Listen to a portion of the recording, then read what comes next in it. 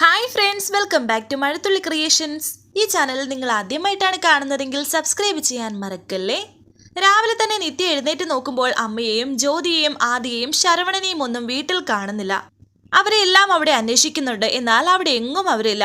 വല്ലാതെ ടെൻഷനായി പോവുകയാണ് നിത്യ. പെട്ടെന്ന് തന്നെ നിത്യ മുകളിലേക്ക് ഓടുന്നു. എന്നിട്ട് ഹരിയെ വിളിക്കുകയാണ്. വളരെ ടെൻഷനോടെ ഹരിയെ വിളിക്കുന്നു. വളരെ ടെൻഷനോടെ അകത്തേക്ക് മുകളിലേക്ക് ഓടി പോവുകയാണ്. ഹരി ചോദിക്കുന്നുണ്ട്, എന്താ ടീച്ചറെ എന്ന്. ഇവിടെ ആരെയും, ഞങ്ങളുടെ വീട്ടിൽ ആരെയും കാണുന്നില്ല എന്ന് നിത്യ പറയുമ്പോൾ, കാണുന്നില്ലെന്നോ എന്ന് ഹരിയും ടെൻഷനോട് ചോദിക്കുന്നുണ്ട്. അതെ, ഞങ്ങളുടെ വീട്ടിൽ അമ്മയും ശരവണനും ആദ്യം ഒന്നും കാണുന്നില്ല.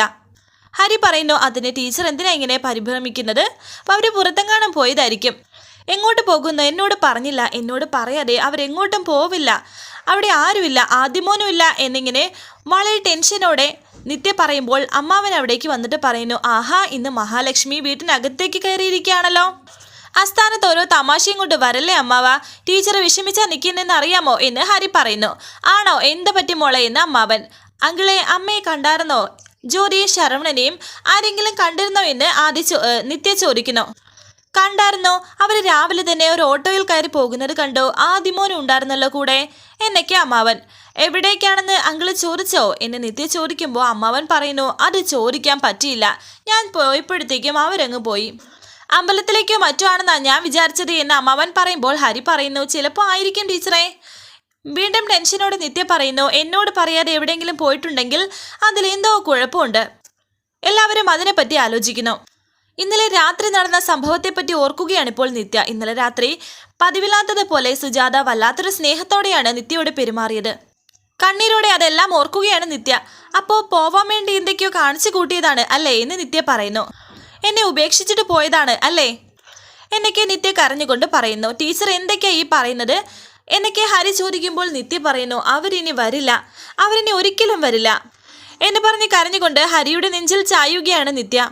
വിഷമത്തോടെ ഹരിയും അവരിനി വരില്ല എന്ന് പറഞ്ഞ് പൊട്ടിക്കരയുകയാണ് നിത്യ. വരില്ല എന്ന് മോൾ ഉറപ്പിച്ച് പറയാൻ കാരണം എന്താണെന്ന് അമ്മാവൻ ചോദിക്കുന്നു. പെട്ടെന്ന് മാറുകയാണ് ഹരി. എന്നിട്ട് പറയുന്നു, അവരിനി വരില്ല, അത് എനിക്ക് ഉറപ്പാണെന്ന് പറഞ്ഞ് നിത്യ താഴേക്ക് ഇറങ്ങി ഓടുന്നു. എന്തൊക്കെയാണ് ഇവിടെ നടക്കുന്നത് എന്ന് അമ്മാവൻ ചോദിക്കുന്നു. ഞാനൊന്ന് ആൻറ്റിയെ വിളിച്ചു നോക്കട്ടെ എന്ന് ഹരി. എടാ, ഒരു മിനിറ്റ്, എനിക്കൊരു സംശയമുണ്ട്. നിത്യ വിവാഹത്തിന് സമ്മതിച്ചില്ലെങ്കിൽ എങ്ങോട്ടെങ്കിലും പോയി കളയുമെന്ന് സുജാത പറഞ്ഞിരുന്നു. ഇനിയിപ്പോൾ അങ്ങനെയെങ്ങാനും ചെയ്തതാണോ? നീ ഒരു മണ്ടനാണ്. കുറച്ച് മുന്നേ തന്നെ നിന്റെ ഇഷ്ടം അവളോട് പറഞ്ഞിരുന്നെങ്കിൽ ഈ കല്യാണവും നടക്കുമായിരുന്നോ? ഇങ്ങനെ ഒന്നും സംഭവിക്കത്തുമില്ലായിരുന്നു എന്നെ അമ്മാവൻ പറയുമ്പോൾ ഹരി പറയുന്നു, ഇതിനിടയ്ക്ക് കല്യാണം നടത്താനാണോ അമ്മാവന് തിരക്ക്?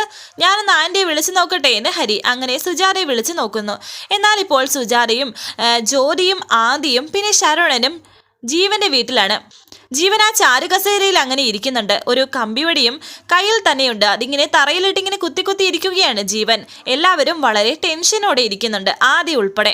ഈ സമയത്താണ് സുജാതയുടെ ഫോണിലേക്ക് ഹരിയുടെ വിളി. പെട്ടെന്ന് ഫോൺ കട്ട് ചെയ്തിട്ട് മിണ്ടാതിരിക്കാൻ പറയുകയാണ് സുജാത ആദിയോട്. എന്താ നിങ്ങൾക്കാർക്കും ഒരു എനർജി ഇല്ലാത്തത്? അമ്മ വന്നിരിക്കുന്നത് അമ്മയുടെ മോൻ്റെ അടുത്തേക്കല്ലേ എന്ന് ജീവൻ ചോദിക്കുന്നു. എന്നിട്ട് അവിടുന്ന് എണീറ്റ് അടുത്ത സോഫയിലേക്ക് വന്നിട്ട് കിടക്കുകയാണ്. ജ്യോതി ഏട്ടൻ്റെ കൂടെയല്ലേ ഇനി ജീവിക്കുന്നത്, അതിൽ സന്തോഷമല്ലേ വേണ്ടത് എന്നൊക്കെ ജീവൻ പറയുന്നുണ്ട്. ശരവണ, എന്ത് പറ്റി നിങ്ങൾക്കൊക്കെ? ഇങ്ങനെ ഇരുന്നാൽ എനിക്കൊക്കെ തോന്നില്ലേ ഇങ്ങോട്ട് വന്നത് നിങ്ങൾക്ക് ഇഷ്ടമായിട്ടില്ലെന്ന്? ആണോ എന്ന് പറഞ്ഞ് ചാടി എഴുന്നേക്കുകയാണ് ജീവൻ. എല്ലാവരും പേടിച്ച് വിറച്ചിരിക്കുന്നു. പിന്നെ അവിടുന്ന് ചാടി അവരുടെ മുന്നിലേക്ക് വന്നിരിക്കുകയാണ് ജീവൻ. എല്ലാവരും ഭയത്തിൽ തന്നെയാണ് ഇപ്പോഴും. മുന്നിൽ കണ്ട ഒരു ചെയറിലേക്ക് ഇരിക്കുന്നുണ്ട്. കണ്ടോ, എൻ്റെ ശബ്ദം ഉയർന്നാൽ വെറുതെ എല്ലാവരും പേടിക്കും. അതിനേക്കാൾ നല്ലത് നമ്മൾക്ക് അങ്ങോട്ടും ഇങ്ങോട്ടും ചിരിച്ചൂടെ എന്നൊക്കെ ജീവൻ. ചിരിക്കാമോ എന്ന് പറയുന്നു. പേടിച്ചിട്ടാണെങ്കിലും അവർ ചിരിക്കാൻ ശ്രമിക്കുന്നുണ്ട്. എന്നാൽ അമ്മയുടെ മുഖത്ത് മാത്രമാണ് ഈ ഒരു ചിരി വരുന്നത്. ബാക്കിയുള്ള ആർക്കും വലിയൊരു ടെൻഷനിൽ തന്നെയാണ്. അവർക്ക് ചിരിക്കാൻ പോലും തോന്നുന്നില്ല. എങ്കിലും അവർ ശ്രമിക്കുന്നുണ്ട്. നിങ്ങളുടെയൊക്കെ ചിരി കാണുമ്പോൾ എനിക്ക് തോന്നുന്നത് കരയുന്നത് പോലെയാണ്. ഇവനെ എന്തിനാ കൊണ്ടുവന്നത് എന്ന് ആദിയെ ചൂണ്ടിക്കാണി പറയുന്നു. പെട്ടെന്ന് ആദി സുജാതയെ കെട്ടിപ്പിടിക്കുന്നു. ഇവൻ നമ്മുടെ കൂട്ടത്തിലുള്ള അല്ലല്ലോ. സുജാത പറയുന്നു, അത് ഞങ്ങൾ ഇറങ്ങാൻ നേരത്തെ ഇവൻ കരഞ്ഞ് ബഹളം ഉണ്ടാക്കി, അതുകൊണ്ട് കൊണ്ടുവന്നതാണ്. കൊണ്ടുവന്നോണ്ട് കുഴപ്പമില്ല, പക്ഷേ ഇനി നിങ്ങൾക്കാർക്കും അങ്ങോട്ടൊരു തിരിച്ചു പോക്കില്ല എന്ന് പറഞ്ഞൊരു ഭ്രാന്തനെ പോലെ ചിരിക്കുകയാണ് ഇപ്പോൾ ജീവൻ. തിരിച്ചു പോയാൽ ഒരുപാട് കുഴപ്പങ്ങൾ ഉണ്ടാകും. അമ്മ ജോലി ചെയ്യാൻ പോകുന്ന സ്ഥലത്ത് അമ്മയെ നോക്കുന്ന ആരെങ്കിലും കാണില്ലേ? ഹോസ്റ്റൽ വാർഡനോ അങ്ങനെ ആരെങ്കിലും? ജ്യോതി, ഇനി നിനക്ക് പോയാൽ പ്രശ്നമാണ്. നിന്റെ പിന്നാലെ നടക്കാൻ ആൾക്കാരുണ്ടാകും. എന്ന് വെച്ചാൽ നിന്നെ ഇനി പുറത്തേക്ക് വിടില്ല എന്ന്. നിങ്ങൾക്ക് വേണ്ടി ഇനി ഏട്ടൻ ജോലി എടുത്താൽ പോരെ? മതി മതി, ഞാൻ ജോലി എടുത്താൽ മതി. ഞാൻ സമ്പാദിക്കുന്നത് കൊണ്ട് നമുക്കെല്ലാവർക്കും ജീവിക്കാം. അമ്മേ, ഞാനൊന്ന് പുറത്തു പോവുകയാണ്. ഞാൻ വരുന്നത് വരെ നിങ്ങളിവിടെ നല്ല കുട്ടികളായിട്ടിരിക്കണം കേട്ടോ എന്നൊക്കെ സുജാതയോട് ജീവൻ പറയുന്നു. ശരവണനോട് പറയുന്നു, ശരവണ, നിനക്ക് നല്ല തടിയുരുക്കൊക്കെയുണ്ട്. പുറത്തേക്ക് ഒരു വാതിൽ പോലും തുറക്കില്ല. ഏതെങ്കിലും ഒരു വാതിൽ ചവിട്ടി പൊളിക്കാനോ തല്ലി പൊളിക്കാനോ നീ ശ്രമിച്ചാൽ അറിയാലോ നിനക്കെന്നെ. ആദ്യം കത്തി പാഞ്ഞു കയറുന്നത് നിന്റെ നെഞ്ചിലേക്കായിരിക്കും. അപ്പോ എങ്ങനെയാ? ചാകണ്ടാന്ന് തീരുമാനിക്കല്ലേ? ജീവിക്കാൻ തീരുമാനിക്കാമേ, എൻജോയ് ചെയ്യണം. മോന്റെ കൂടെയുള്ള ജീവിതം അമ്മ എൻജോയ് ചെയ്യ് എന്നൊക്കെ ജീവൻ പറയുന്നുണ്ട്. എന്നിട്ട് ഡോർ തുറന്ന് ജീവൻ പുറത്തേക്ക് പോകുന്നു. എല്ലാവരും വലിയ ടെൻഷനോടെ തന്നെ അങ്ങോട്ടേക്ക് നോക്കിയിരിക്കുന്നുണ്ട്. ജീവൻ പോയതിനു ശേഷം ശ്വാസം ഒന്ന് നേരെ വിടുകയാണ് എല്ലാവരും. ഒന്നും അറിഞ്ഞിട്ടില്ലാത്ത ഭാവത്തിൽ ജീവൻ ഗേറ്റും വന്ന് പൂട്ടി. എന്നിട്ട് തൻ്റെ ജോലി ചെയ്യാൻ തുടങ്ങുന്നു. സ്കൂട്ടറും എടുത്ത് ജീവൻ അവിടെ നിന്ന് പോയി. ജ്യോതി സുജാതയോട് ചോദിക്കുന്നു, എന്തിനാ അമ്മ ഇങ്ങോട്ട് വരാൻ തീരുമാനമെടുത്തത്? ഏട്ടൻ്റെ സ്വഭാവം നമുക്ക് അറിയാവുന്നതല്ലേ. തെറ്റായിപ്പോയി. ഇവർ നമ്മളെ ഇവിടെ പൂട്ടിയിട്ട് എന്താണ് ചെയ്യുന്നതെന്ന് പോലും അറിയത്തില്ല എന്ന് ശരവണൻ പറയുമ്പോൾ ആദ്യം സുജാതയോട് പറയുന്നുണ്ട്, അമ്മൂമ്മ എനിക്ക് പേടിയാവുന്നു. അയാൾ നമ്മളെ കൊല്ലുവോ? മോൻ പേടിക്കാതെ എന്നെ സുജാത പറയുമ്പോൾ എനിക്ക് നിത്യാമ്മയെ കാണണം, നിത്യാമ്മയുടെ അരികിലേക്ക് പോകണമെന്നൊക്കെയാണ് ആദ്യം പറയുന്നത്. നിത്യാമ്മയുടെ പേര് ഇവിടെ പറയരുത്, അവൻ നിത്യയെ ദ്രോഹിക്കും എന്നൊക്കെ സുജാത നിത്യയോട് പറയുന്നു.